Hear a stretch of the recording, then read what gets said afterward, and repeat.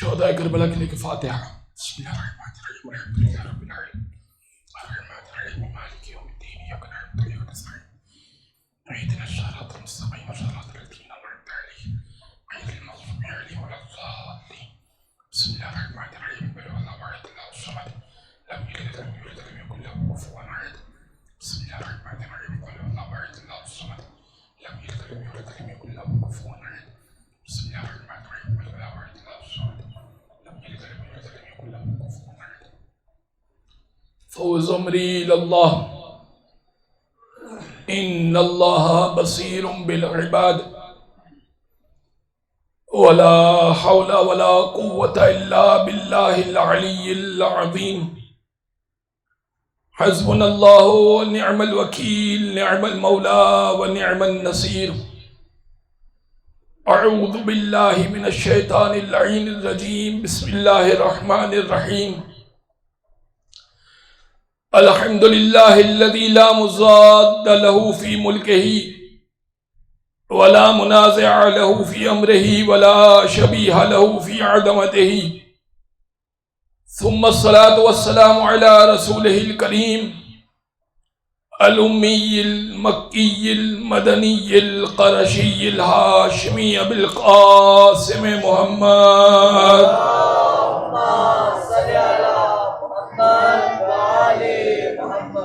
وعلى أهل بيته الطيبين الطاهرين واللعنة الدائمة على أعدائهم أجمعين من يوم ظلمهم وعداوتهم إلى قيام يوم الدين.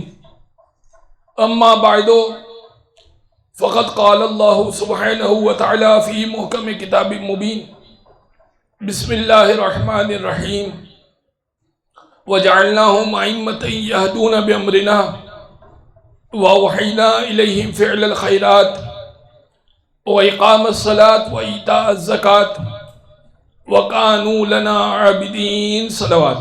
اللهم صل على محمد وآل محمد۔ حضرات گرامی، سلسلے وار مجالس کی یہ 7ویں مجلس ہے اور ہمارا عنوان ہے فضائل ائمہ اطہار۔ ارشاد رب العزت ہے وَجَعَلْنَاهُمْ أَئِمَّةً يَهْدُونَ بِأَمْرِنَا، ہم نے ان میں کچھ لوگوں کو امام بنایا، یہدون بِأَمْرِنَا، ہمارے امر سے ہدایت کرتے ہیں، وَوَحِيْنَا إِلَيْهِمْ فِعْلَ الْخَيْرَاتِ، اور ہم نے ان پہ وحی کی کہ وہ فعل خیر کریں، وَإِقَامَ الصَّلَاةِ وَإِيتَاءَ الزَّكَاةِ، اور امام وہ ہوتا ہے جو نماز کو قائم کرتا ہے اور زکوٰۃ کو ادا کیا کرتا ہے، وَكَانُوا لَنَا عَابِدِينَ، اور امام وہ ہوتا ہے جو پرانا عبادت گزار ہوتا ہے۔ عزیزان گرامی، قرآن نے سلسلہ خلافت کے اوپر بھی گفتگو کی اور سلسلہ امامت کے اوپر بھی گفتگو کی۔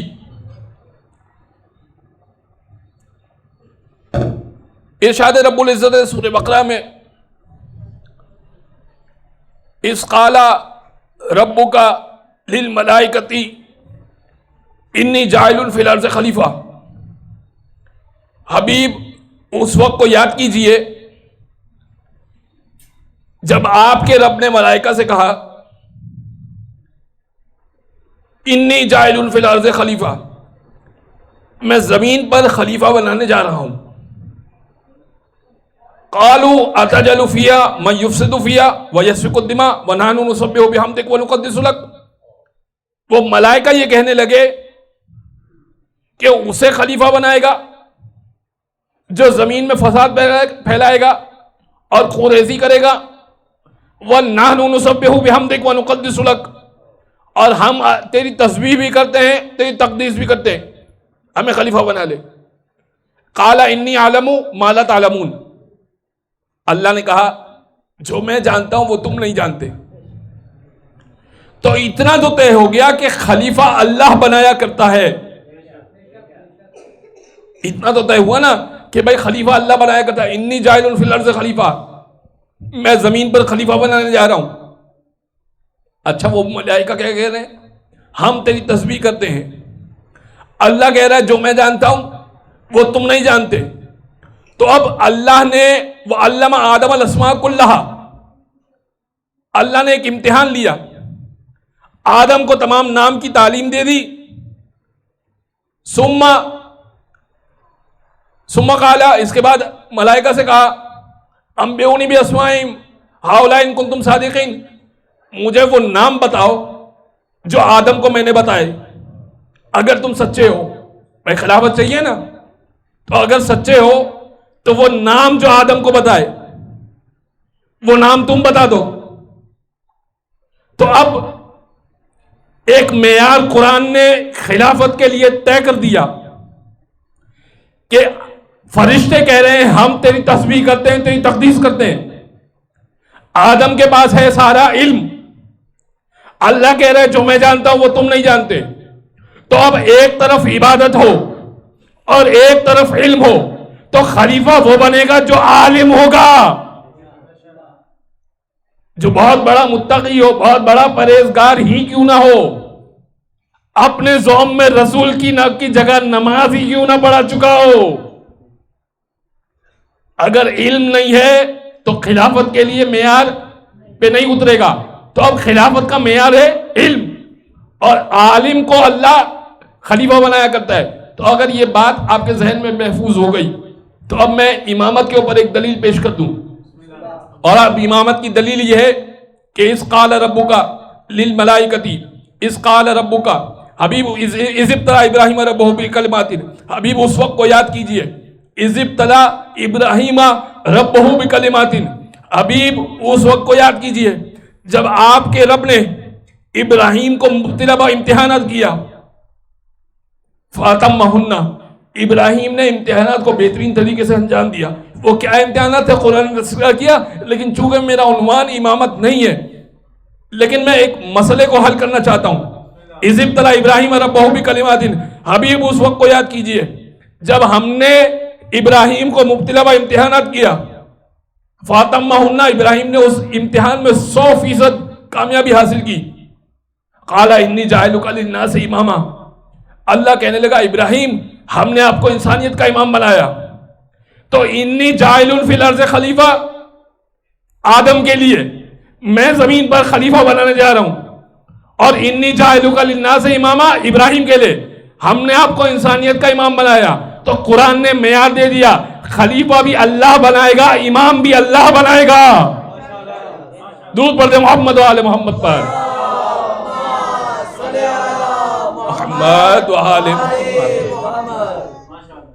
قرآن حضرت موسیٰ نے ایک مرتبہ ذکر کیا، سوال کیا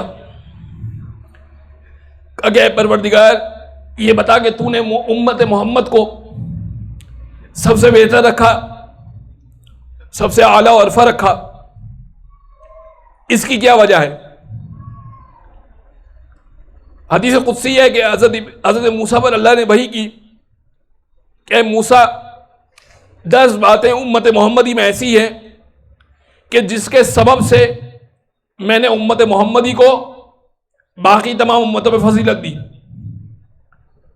کہا کہ اے پروردگار تو بتا کہ وہ کون سی فضیلت ہے؟ کہا الصلاۃ والزکوٰۃ والصوم والحج والعمرہ والجمعہ والجماعہ والعاشورہ، کہا کہ نماز امت محمدی پر، روزہ امت محمدی پر، زکوٰۃ امت محمدی پر، جمعہ امت محمدی پر، جماعت امت محمدی پر، عمرہ امت محمدی پر۔ آخری میں پروردگار نے کہا والعاشورہ، اور عاشورہ کی وجہ سے میں نے فضیلت عطا کی۔ حضرت موسیٰ کہنے لگے پالنے والے یہ ساری باتیں تو مجھے سمجھ میں آ گئی، لیکن کیا سبب ہے، کیا چیز ہے یہ عاشورہ؟ یہ عاشورہ کیا چیز ہے؟ مل عاشورہ۔ اللہ کہنے لگا اے موسیٰ البکا والمرثیہ والتباکی علی ولد المصطفیٰ، رونا، رونے جیسی شکل بنانا، مرثیہ پڑھنا مصطفیٰ کے بیٹے پر، یہ ہے عاشورہ۔ اس کا مطلب کہ عاشورہ منانے کے لیے حسین ابن علی پر رونا ضروری ہے، مرثیہ ضروری ہے، رونے جیسی شکل بنانا ہی ضروری ہے۔ پھر پروردگار کہنے لگا اے موسیٰ وَمَنْ أَنْفَقَ مِنْ مَالِهِ دِرْهَمًا، جو ایک درہم اپنے مال میں سے حسین کے نام پہ خرچ کرے گا، میں اسے 70 درہم بدلے میں عطا کروں گا۔ قرآن کیا کہہ رہا ہے؟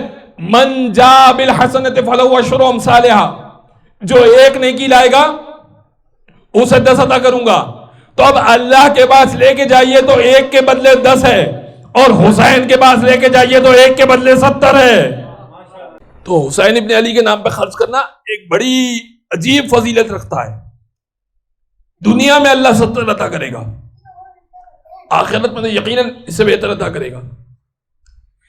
اچھا، کوئی کہہ سکتا ہے کہ عجیب بات ہے کہ اللہ کے نام پہ خرچ کرنے پر ایک کے بدلے 10 اور حسین کے نام پہ خرچ کرنے کے بدلے ایک کے بدلے 70، تو یہ عجیب بات نہیں ہے کہ اللہ کو نعوذ باللہ من ذالک چھوٹا کر دیا اور حسین کو بڑا کر دیا؟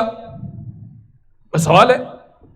اس کا جواب یہ ہے کہ اللہ کے نام پہ خرچ کرنے والے بہت ہیں، حسین کے نام پہ خرچ کرنے والے بڑے کم ہیں، اور یا اللہ مدد کہنے والے بہت زیادہ ہیں، یا حسین کہنے والے بہت کم ہیں۔ ایک درود پڑھ دے محمد و آل محمد پر۔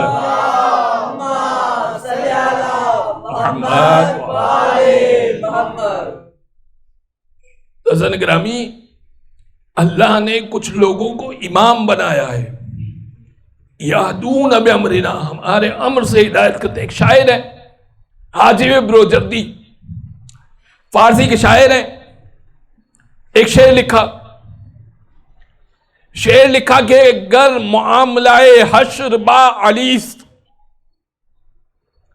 اگر حشر کا معاملہ علی کے ساتھ ہے، گر معاملہ حشر با علیست، من ضامنم ہر چے کے بخواہی گناہ کن، میں ضمانت لیتا ہوں، میں علی، شعر لکھا علی کی زبانی، میں ضمانت لیتا ہوں، یعنی علی خود ضمانت لیتے ہیں کہ کوئی گناہ کرنا ہو کر لو، اگر حشر کا معاملہ علی کے ساتھ ہے تو میں علی ضمانت لیتا ہوں جو گناہ کرنا ہے کر لو۔ اچھا بھئی، علی کا حشر کا معاملہ علی کے ساتھ ہے یا نہیں ہے؟ سوال تو یہ ہے پہلے مصرے پر آرگیو کریں، اس کے بعد دوسرے مصرے کو جسٹیفائی کریں۔ تو میں ایک حصہ فضائل کا پڑھ چکا تھا، لیکن اس کا دوسرا حصہ مولا رضا کی مناسبت سے تھا، وہ میں نے چھوڑ دیا تھا۔ تو اب ایک مرتبہ ہارون رشید نے مولا رضا کو دربار میں بلایا اور سوال کیا، کہا کہ یہ بتائیے کہ آپ کے جد کی حدیث ہے علی قسیم الجنت والنار، علی جنت اور جہنم کو تقسیم کریں گے، اس کی کیا جسٹیفیکیشن ہے؟ علی کیسے جنت اور جہنم کو تقسیم کریں گے؟ وہی مولا رضا نے جواب دیا جو میں پہلے عرض کر چکا۔ مولا رضا نے کہا کہ رسول اللہ کی یہ حدیث بھی ہے، ما یبغضک المؤمن وما یحبک المنافق، کوئی مومن علی سے بغض نہیں رکھے گا، کوئی منافق علی سے محبت نہیں رکھے گا۔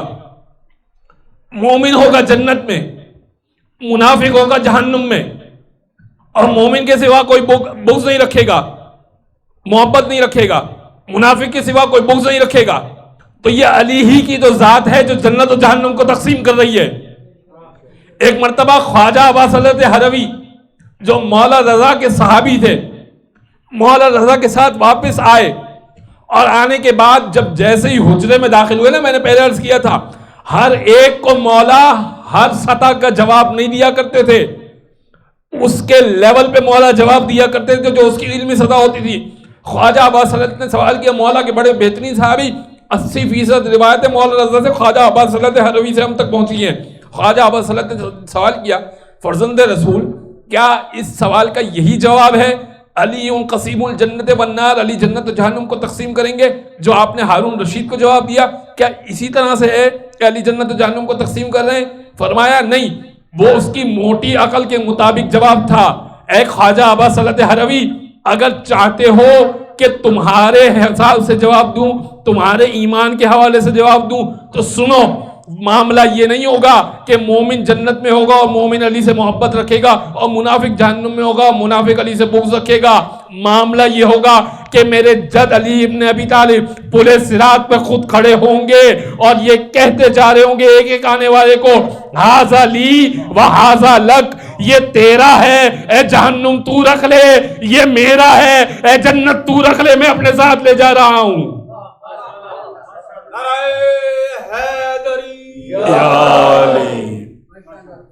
ھذا لی و ھذا لک، میرے جد علی ابن ابی طالب جہنم سے کہہ رہے ہوں گے یہ میرا ہے یہ تیرا ہے. اس انداز سے علی جنت و جہنم کو تقسیم کریں گے.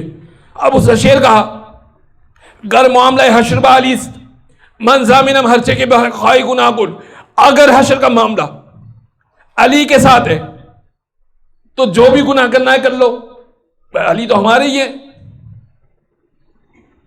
ایک مرتبہ علی خواب میں آئے، مولا نے کہا یہ تو نے کیسا شعر کہا؟ اس نے کہا مولا کہ حشر کا معاملہ آپ کے ساتھ نہیں ہے؟ امام نے کہا پہلا مصرع تو نے بالکل صحیح کہا، حشر کا معاملہ میرے ساتھ ہی ہے، لیکن کیا حشر کا معاملہ میرے ساتھ ہے تو اس کا یہ مطلب ہے کہ گناہ کرنا شروع کر دو؟ کہا مولا پھر شعر کیا کہوں؟ امام نے کہا کہ یہ شعر یوں کہو از رخ علی شرم کن و کمتر گناہ کن، اگر حشر کا معاملہ علی کے ساتھ ہے، علی کے چہرے سے کچھ حیا کر لے، اپنے گناہوں میں کچھ کمی کر لے. تو ایک سلو پوائزن میرے اور آپ کے درمیان پھیلایا جا رہا ہے آہستہ آہستہ کہ جی حسین حسین کر لیا اب تو سارے گناہ بخش دیے گئے، جی علی علی کر لیا ہم تو علی کے نام لیوا ہیں، اب تو کوئی بھی گناہ ہو جب بخشا جائے گا، علی جو وارث ہیں، قبر میں علی جو آئیں گے. یاد رکھیے قبر میں علی آئیں گے تو اس انداز سے آئیں گے کہ پھر چہرہ بھی آپ کو دکھانا ہوگا، مجھے علی کو چہرہ بھی دکھانا ہے. یہ علی ہی کہہ رہے ہیں شاعر سے از رخ علی شرم کن و کمتر گناہ کن. قیامت میں علی کی لاج بھی تو رکھنی ہے، زندگی ایسی ہو. وہ واقعہ بڑا مشہور واقعہ کہ آیت اللہ سیستانی کے والد نے ملاقات امام زمانہ کا بڑا شوق تھا، بڑا شوق تھا امام زمانہ سے ملاقات کا، اور ہر مومن کو ہونا چاہیے. لہذا انہوں نے ایک عمل کیا کہ ہر شب جمعہ ایک مختلف مسجد میں جا کر وہ تمام دعائیں اور وہ تمام نمازیں جو امام زمانہ سے منسوب ہیں، مثال کے طور پر دعائیں ندبہ جو صبح جمعہ پڑھی جاتی ہے وقت چاشت، وقت چاشت یعنی سورج تھوڑا سا بلند ہو جائے، دعائیں ندبہ پڑھنے کی بڑی فضیلت. دعائے عہد جو 40 فجر پڑھ لے، دعائے عہد ممکن ہے کہ بچوں نے نام نہ سنا ہو، لیکن ایک سوال تو ہے نا کہ مولا اگر آپ کا ظہور نہ دیکھ سکوں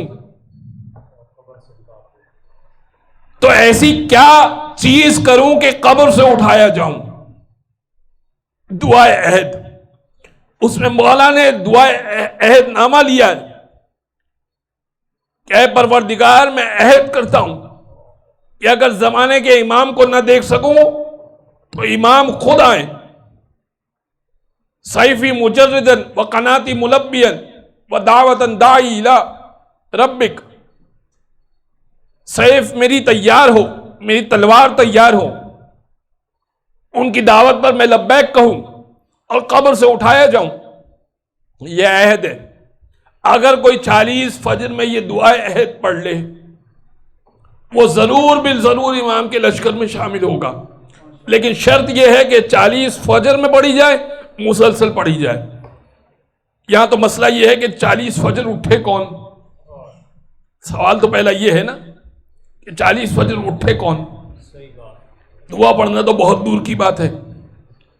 دعا عہد تو آیت اللہ سیستانی کے والد باقر سیستانی، انہوں نے وہ تمام دعائیں جو امام زمانہ سے منسوب تھی اور وہ تمام نمازیں جو امام زمانہ سے منسوب تھی 40 شب جمعہ پڑھنے کی کوشش کی، اور مختلف مساجد میں، کبھی قم کی مسجد میں جاتے، کبھی مشہد کی مسجد میں جاتے، کبھی مسجد جمکران میں جاتے، کبھی حرم معصومہ قم میں جاتے، مختلف مسجدوں میں جو بڑی ریکگنائز مسجدیں تھیں، امام زمانہ سے منسوب مسجدیں تھیں، کبھی مسجد سہیلہ جاتے، مسجد کوفہ جاتے، مختلف مسجدیں امام زمانہ کے نام پر ہیں۔ کہتے ہیں کہ جب آخری شب جمعہ آئی تو میں اسی طرح سے ایک مسجد میں نماز پڑھ رہا تھا، آدھی رات سے زیادہ کا وقت ہو چکا تھا، اور میں ایران میں نماز پڑھ رہا تھا۔ ایران کا یہ واقعہ کا میں نے دیکھا کہ ایک نور مسجد کے اندر آ رہا ہے۔ میں نے محسوس کیا کہ وہ نور یقیناً امام زمانہ کا ہے۔ جلدی جلدی میں نے اپنی نماز کو تمام کیا اور ایک مرتبہ میں بڑھا،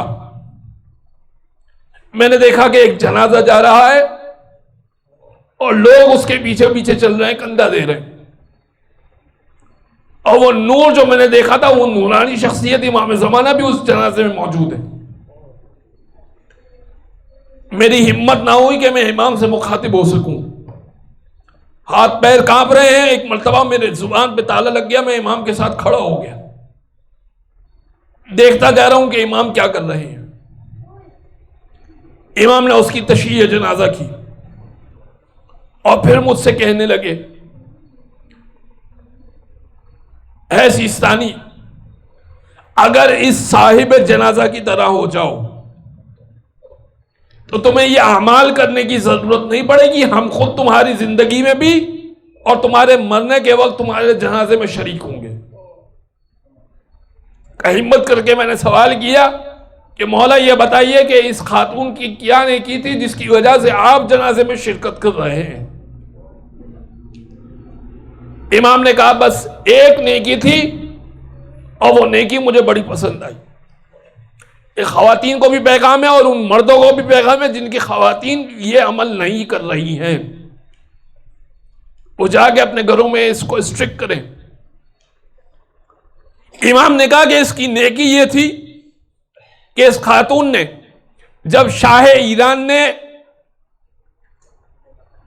محمد رضا شاہ پہلوی نے، انقلاب ایران سے پہلے بادشاہ ایران نے یہ قانون لگایا تھا کہ کوئی بھی پردے کے ساتھ باہر نہیں نکلے گا، ایرانی چادر کے ساتھ باہر نہیں نکلے گا، اگر کوئی پردے کے ساتھ باہر نکلے گا تو اسے جیل ہو جائے گی۔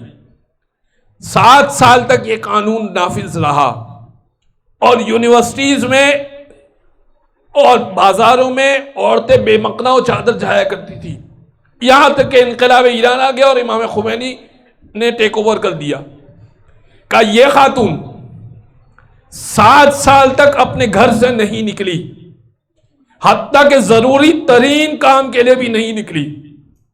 وہ یہ سوچتی تھی کہ میرا پردہ زیادہ امپورٹنٹ ہے میرے کام سے۔ کہ اس کے پردے کی حفاظت مجھے اتنی پسند آئی کہ اب میں اس کے جنازے میں شریک ہوں۔ اے سیستانی، اپنا عمل اتنا بہترین کر لو کہ تمہاری زندگی میں اور تمہارے جنازے میں شریک ہوا کروں۔ ایک درود پڑھ دے محمد آل محمد۔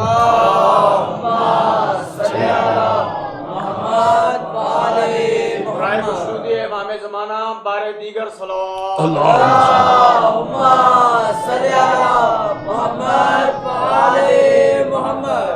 مجھے اندازہ ہے کہ جس انداز کا مزاج آپ لوگوں کا ہے اور جس انداز کی تقریر آپ لوگ سننے کے عادی ہیں، اس سے بڑی مختلف تقریر میں کر رہا ہوں۔ لیکن بہرحال یہ امپورٹنٹ ہے اس لیے بیان کر رہا ہوں. ایک اور واقعہ سن لیجئے جو میں بیان کرنا چاہتا ہوں، بچوں کو بھی انشاءاللہ کچھ پیغام مل جائے. ایک صاحب نے 25 سال تک علم نجومی سیکھا،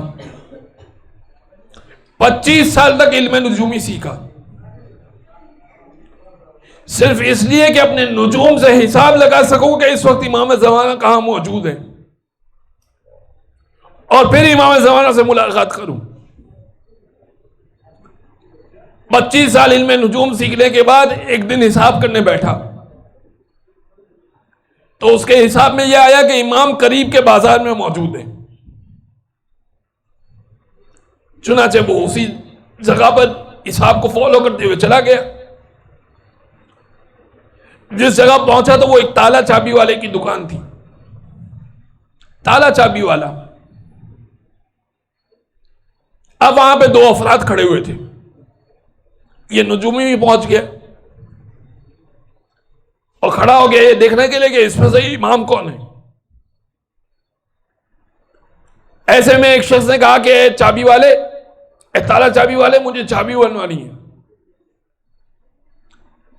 اس نے کہا کہ ٹھیک ہے، یہ چابی کی کاپی میں بنا دیتا ہوں لیکن 2 درہم لوں گا. تو اس شخص نے جو گاہک تھا اس نے کہا عجیب بات ہے، پیچھے سے پوچھتے ہوئے آ رہا ہوں، ہر شخص اس چابی کو بنانے کے لیے 10 درہم لے رہا ہے. ہر شخص اس چابی کو بنانے کے لیے 10 درہم لے رہا ہے، تم 2 درہم لے رہے ہو. اس نے کہا کہ وجہ یہ ہے کہ میں ایک حد تک منافع لیتا ہوں اور ان 2 درہم کے اندر میرا خرچہ نکل جائے گا اور شاید تمہارے بعد مجھے کسی اور کی ضرورت بھی نہ پڑے، میں شاید دکان بند کر کے چلا جاؤں. آج کے لیے میرا 1 درہم کافی ہے. 1 درہم بنوائی پر آئے گا اور 1 درہم میں منافع لے رہا ہوں. اس سے کہا بڑی عجیب بات ہے، سب 10 درہم لے رہے ہیں، کہتے 9 درہم منافع لے رہے ہیں اور تم صرف 1 درہم لے رہے ہو. کہا 1 درہم میرے لیے کافی ہے. کیا اگلے دن کے لیے اللہ موجود نہیں ہے جو مجھے رزق دے؟ کیا اگلے دن کے لیے اللہ موجود نہیں ہے جو مجھے رزق دے؟ اب جو دوسرا شخص اس کے برابر میں کھڑا ہوا تھا وہ اس علم نجوم والے شخص سے، جس نے علم نجوم سیکھا تھا اور اس تالے چابی والے کی دکان تک پہنچا تھا، وہ در حقیقت امام تھے. امام اس سے کہنے لگے اگر تم اس تالے چابی والے کی طرح ہو جاؤ تو 25 سال تک علم نجوم سیکھنے کی ضرورت نہیں پڑے گی، ہم خود تمہارے در پہ موجود ہوں گے اور تم سے ملنے آیا کریں گے. ہم میں سے ہر ایک کو تڑپ ہے کہ امام سے ملاقات ہو، لیکن زندگی کوئی بہتر بنانے کی نہیں سوچ رہا. ہاں بہتر بنانے کی سوچ رہے ہیں، اگر 2 کمرے کا مکان ہے تو 10 کمرے کا مکان بنانے کی سوچ رہے ہیں، اگر 1 گاڑی ہے تو 2 گاڑیاں اور 4 گاڑیوں کی سوچ رہے ہیں. ایمانی لحاظ سے بڑھنے کی کوئی کوشش نہیں کر رہا. در حقیقت مجلس ہے ہی اسی لیے کہ یہاں سے کچھ لے کے جائیے. ابو ذر کا واقعہ نہیں مشہور کہ ابو ذر نے ایک مرتبہ کہا، حاکم شام نے ابو ذر کو خریدنا چاہا. ابو ذر مولا کے صحابی،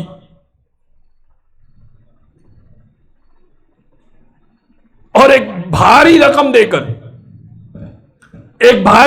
کر اپنے ایک سپاہی کو بھیجا کہ ابو ذر یہ رقم رکھو. اچھا، ابو ذر گنبد خضرا پہ بڑی تنقید کیا کرتے تھے. گنبد خضرا جو روضہ رسول پہ بنا ہوا ہے، یہ گنبد خضرا حاکم شام نے بنایا تھا. کیوں تنقید کیا کرتے تھے؟ جب حاکم شام نے گنبد خضرا بنوا لیا تو ایک مرتبہ سوال کیا ابو ذر سے کہ ابو ذر یہ بتاؤ کہ یہ میں نے کیسا کام کیا، اچھا کام کیا یا اچھا کام نہیں کیا؟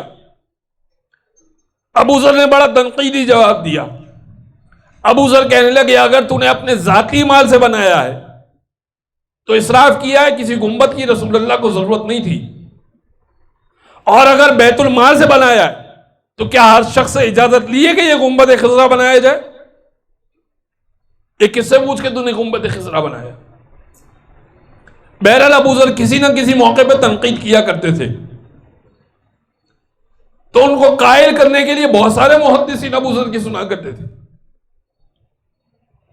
یہ وہی ابو ذر ہیں جن کو خلیفہ ثالث نے ربضہ بدر کیا تھا، مدینہ سے نکال دیا تھا، اور ربضہ میں بے یار و مددگار ابو ذر کی وفات ہوئی تھی، صرف ان کی بیٹی موجود تھی، صحابی رسول۔ ابو ذر کو ایک بڑی رقم لے کر ایک سپاہی آیا، ایک بڑی رقم لے کر، کہا ابو ذر یہ رقم حاکم شام نے تحفے میں دی ہے، یہ رکھو۔ ابو ذر نے کہا جب تک میری اس تھیلی کے اندر یہ چیز موجود ہے تب تک میں تمہاری رقم قبول نہیں کر سکتا۔ وہ سپاہی بڑا پریشان ہوا کہ یقیناً کوئی بڑی قیمتی چیز ہوگی، جو اتنی بھاری رقم، اتنی موٹی رقم کے باوجود ابو ذر کہہ رہے ہیں کہ یہ چیز جب تک میرے پاس موجود ہے تب تک حاکم شام کی میں رقم قبول نہیں کر سکتا۔ سپاہی چلا گیا اور حاکم شام سے کہنے لگا کہ تیری موٹی رقم کے کوئی کام نہیں آئی، ابو ذر کے پاس تو بہت قیمتی چیز موجود ہے۔ حاکم شام نے سوال کیا کہ کیا چیز موجود ہے؟ کہا وہ تو مجھے نہیں معلوم، لیکن اس تھیلی کے اوپر مہر لگی ہوئی تھی۔ سپاہی سے کہا کہ اس کو بلا کے لے کے آؤ۔ ابو ذر کو بلا کے لے کے آؤ، کہا کہ تیری تھیلی میں کیا ہے؟ ایک مرتبہ تھیلی کی مہر توڑی تو آدھی جو کی روٹی برآمد ہوئی، آدھی جو کی روٹی۔ حاکم شام نے کہا کہ آدھی روٹی؟ میں تو بہت اچھی تگڑی رقم دے رہا تھا۔ کہا کہ وہ تیری ناجائز رقم تھی، جب تک اللہ نے میری آدھی روٹی کا انتظام کیا ہے وہی اللہ کل کی آدھی روٹی کا بھی انتظام کر دے گا، تیری رقم کی ضرورت نہیں ہے مجھے۔ امام کا چاہنے والا ایسا ہوا کرتا ہے، جیسے ہی مشکل حالات ہو، ہمارے یہاں تو یہ کہ جب آسودہ حالات ہوں، جب اچھے حالات ہوں، جب پریشانیاں نہ ہوں تو مولا مولا کرتے ہوئے نظر آتے ہیں۔ جیسے ہی پریشانی ٹوٹ پڑی تو یہ جملہ کہتے ہوئے ہمارا مومن نظر آتا ہے کہ کیا مولا کو ہمارا ہی گھر ملا تھا؟ کیا اللہ کو میرا ہی گھر ملا تھا؟ یاد رکھیے رسول اللہ کی حدیث ہے، ایک واقعہ ہے پورا۔ اللہ کے رسول ایک مرتبہ کسی کے گھر میں گئے، ایک صحابی کے گھر میں دعوت کی تھی۔ صحابی کے گھر میں پہنچے تو ایک مرتبہ اللہ کے رسول نے اب بیٹھے ہوئے تھے، صحابی نے وہ گیا اور مہمان خانے میں کچھ چیزیں لانے کے لیے کچن میں گیا، جو بھی اس زمانے کا کچن تھا۔ دیواروں میں اس زمانے میں چھت نہیں ہوا کرتی تھی، تو دیوار کی منڈیر پر ایک مرغی بیٹھی ہوئی تھی۔ اس مرغی نے انڈا دیا، اصحاب بیٹھے ہوئے اور اس مرغی نے انڈا دیا۔ جیسے ہی انڈا دیا تو وہ انڈا ظاہر ہے کہ لڑکھڑایا اور گرا۔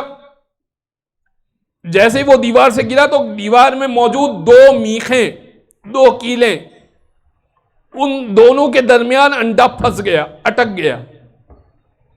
صحابی بڑے تعجب کرنے لگے کہ بڑی عجیب بات ہے کہ عین اس مقام پہ کہ جہاں پہ کیلیاں اور میخیں تھی اس کے اوپر مرغی نے انڈا دیا اور انڈا بچ گیا اور اس کا نقصان نہیں ہوا۔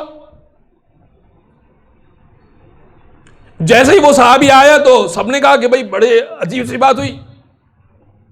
تو اس نے کہا کہ یا رسول اللہ یہ عجیب سی باتیں میرے گھر میں ہوتی رہتی ہیں، کتنے ہی مہینے ہو گئے میرا تو کوئی نقصان ہی نہیں ہوا آج تک۔ اللہ کے رسول نے کہا فوراً اس گھر سے نکلو، فوراً اس گھر سے اٹھو، جس گھر میں نقصان نہ ہو اس گھر میں رحمت بھی نہیں آیا کرتی۔ اللہ نظر رحمت نہیں کرتا ہے اس گھر کے اوپر جس گھر میں نقصان نہ ہو۔ نقصان ہوتا ہے تو بندہ پروردگار کو پکارتا ہے کہ پالنے والے میرا نقصان ہو گیا۔ اللہ چاہتا ہی نہیں ہے کہ یہ بندہ پروردگار کو پکارے، اس کا نقصان ہی نہیں ہوتا۔ یہاں پہ میں کھانا نہیں کھاؤں گا۔ سید سجاد امام زین العابدین علیہ السلام، درود پڑھ دے محمد علیہ محمد صلی اللہ علیہ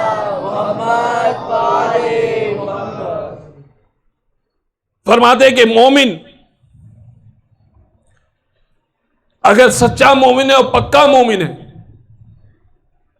تو 40 دن میں ایک مرتبہ مصیبت آنی ضروری ہے. 40 دن میں ایک مرتبہ.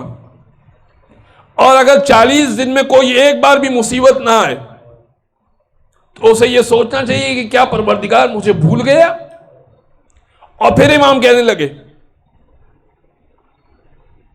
کہ جو پکا مومن ہو، جس کا مرتبہ زیادہ بلند ہو، اس پر مصیبتیں اس انداز سے آتی ہیں کہ جس انداز سے بارش کے قطرے بہا کرتے ہیں، گرا کرتے ہیں. کوئی بہت اعلیٰ پائے کا مومن ہو، لیکن کم از کم 40 دن میں ایک مرتبہ کوئی مشکل، کوئی پریشانی کا سامنا ضرور ہونا چاہیے. اگر تو سامنا نہیں ہو رہا، اگر تو پریشانی کو نہیں فیس کر رہے، تو خدا سے سوال کیجئے کہ پروردگار یہ کیا ماجرا ہے کہ میرے گھر میں کوئی مصیبت، کوئی پریشانی نہیں آ رہی، کہ تو نے اپنی نظر رحمت کو مجھ سے ہٹا دیا. لہذا امام وہ ہوتا ہے کہ جو اپنے خدا کے امر سے ہدایت کرتا ہے. امام محمد تقی بہترین لباس پہنا ہوا، بہترین لباس پہنا ہوا. ایک شخص نے شکایت کی، فرزند رسول آپ کے قیمتی لباس کی وجہ سے ہمیں جو ہے جواب دینا پڑتا ہے. یہ نہیں کہا پروردگار امام نے کہ دنیا کو ترک کر دیا جائے. اچھا لباس پہنیے، اچھی چیز رکھیے، اچھی گاڑی رکھیے، اچھا گھر رکھیے، ترک دنیا نہیں کہی. خود علی کے زمانے میں امام محمد تقی کا واقعہ کمپلیٹ کرتا ہوں، لیکن ایک اور واقعہ. علی کے زمانے میں ایک شخص آیا اپنے بھائی کی شکایت لے کر، کہا کہ یا علی، میرا بھائی اس نے ترک دنیا کر لیا، جنگل میں جا کے بیٹھ گیا ہے، آپ چلیے اور اس کو سمجھائیے. مولا علی کا دور خلافت تھا، امام چلے، اس کے پاس گئے جنگل میں، کہا کہ تو نے کیا اپنا حال بنا رکھا ہے؟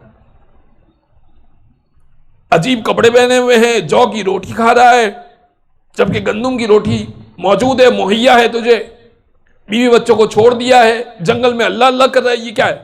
یاد رکھیے اسلام میں روحانیت نہیں ہے، یہ عیسائیت میں ہوتا تھا کہ اپنے بیوی بچوں کو چھوڑ کے اب اللہ کی عبادت کرنے نکل جائیے. امام نے کہا اللہ کو یہ پسند نہیں ہے. اس نے سامنے سے کہا یا علی، آپ بھی تو ٹاٹ کا لباس پہنتے ہیں، آپ بھی تو بوری کا بنا ہوا لباس پہنتے ہیں، آپ بھی تو جھو کی روٹی کھاتے ہیں، آپ بھی تو اللہ اللہ زیادہ کرتے ہیں. امام کہنے لگے میں امام وقت ہوں، میری ذمہ داریاں بہت مختلف ہیں تیری ذمہ داری سے.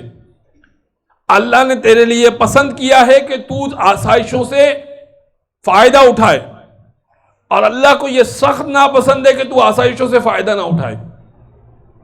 جا اور جا کے اپنے بیوی بچوں کا ساتھ دے اور روزی روٹی کما اور اپنی زندگی کو اسی انداز سے گزار جس انداز سے اللہ نے مجھ پر نعمتیں نازل کی. ترک دنیا کا نام اسلام نہیں ہے. اسی دنیا میں رہتے ہوئے نعمتوں سے فائدہ اٹھاتے ہوئے اللہ کو یاد کرنا، یہ اسلام ہے. امام محمد تقی جو میں واقعہ عرض کر رہا تھا، ایک شخص نے کہا کہ مولا آپ نے ایک بڑا قیمتی لباس پہنا ہے، جو دیگر افراد ہیں وہ ہم پہ اعتراض کرتے ہیں کہ فرزند رسول تو سادگی کی نصیحت کرتے ہیں، تمہارے خود نے بڑا قیمتی لباس پہنا ہوا ہے. امام نے گریبان کے 2 بٹن کھولے، کہنے لگے دیکھو اندر کیا پہنا ہے. اس نے دیکھا کہ بوری کا بنا ہوا لباس پہنا ہے. کہا یہ تم لوگوں کو دکھانے کے لیے، اندر والا اللہ کو دکھانے کے لیے ہے. درود پڑھ دے محمد و آل محمد پر.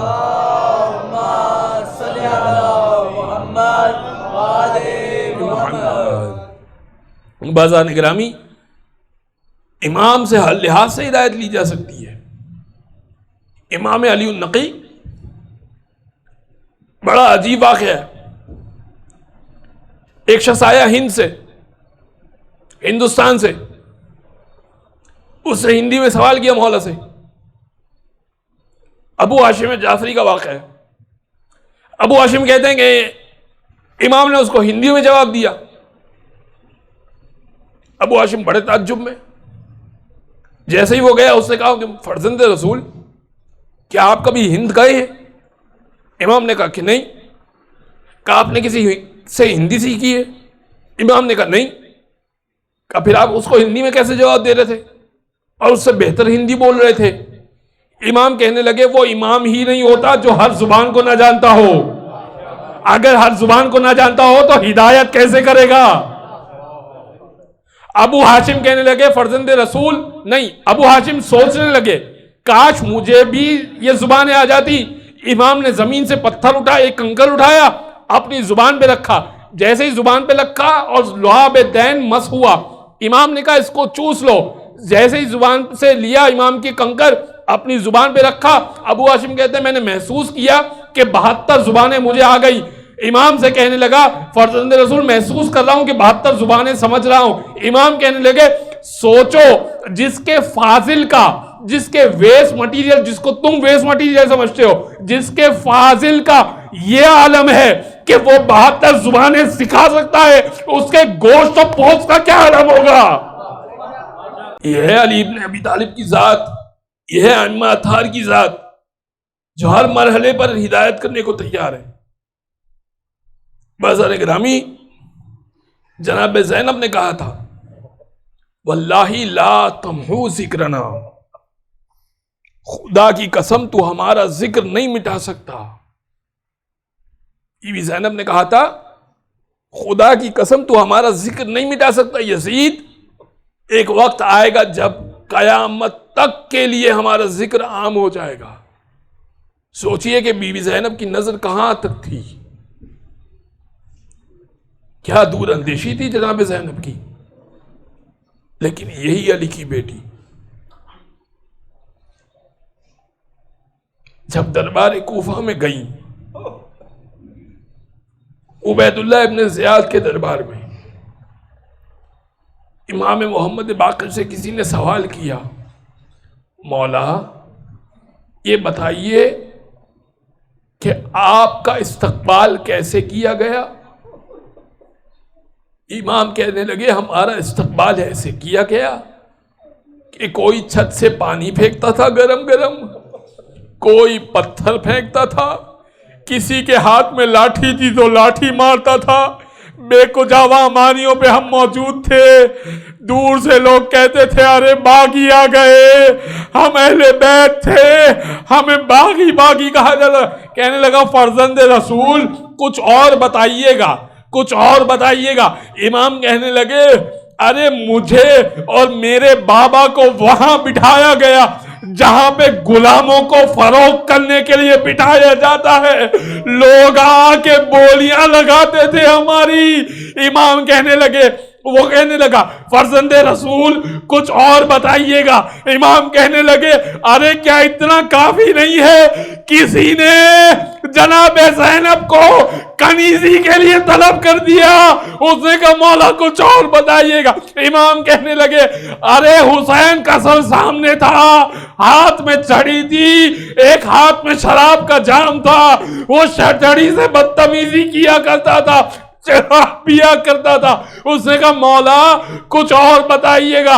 امام کہنے لگے بڑی عجیب مصیبت تھی ہمارے لیے, ایسا لگتا تھا کہ جیسے ہم خریدنے کے لیے آئے ہوں, ہمیں بڑی مشکلوں سے دربار میں لایا گیا. ایک مرتبہ جناب عبید اللہ, جناب امام زین العابدین کو دربار میں پیش کیا گیا, جناب زینب کو دربار میں پیش کیا گیا. اب ایک مرتبہ عبید اللہ ابن زیاد نے کہا, سنیے گا بڑی عجیب روایت ہے, جناب امام زین العابدین سے عبید اللہ ابن زیاد نے کہا من انتا, تو کون ہے؟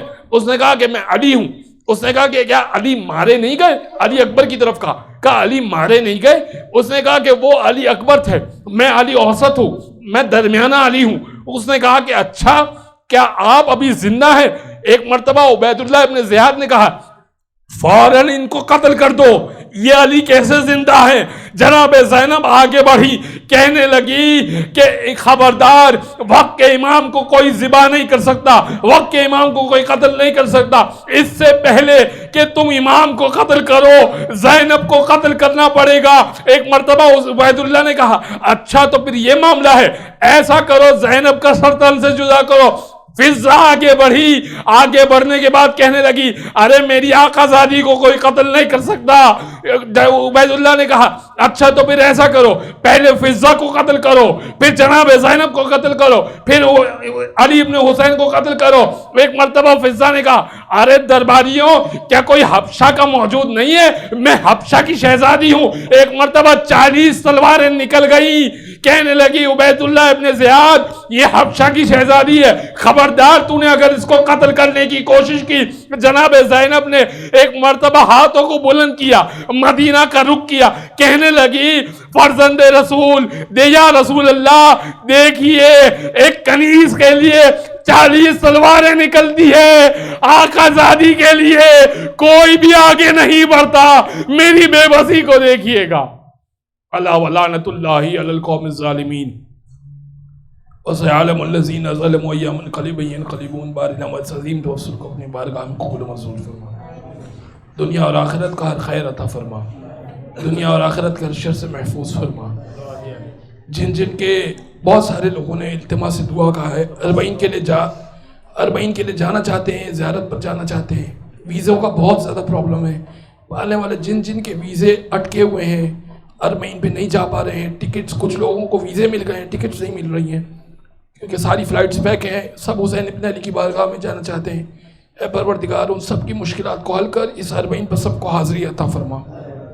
پالنے والے جو زیارات کے متمنی ہیں اس سال ہر سال بار بار امام حسین کی زیارت نصیب فرما، جناب زینب کبریٰ کی زیارت نصیب فرما، جناب سکینہ کی زیارت نصیب فرما، اپنے در کی زیارت، خانہ کعبہ کی زیارت نصیب فرما، رسول اللہ کی زیارت نصیب فرما، پالنے والے مولا رضا کی زیارت نصیب فرما، امام کے ظہور میں تعجیل فرما، ظہور کی بہترین تیاری کرنے کی توفیق عطا فرما۔ ماتم حسین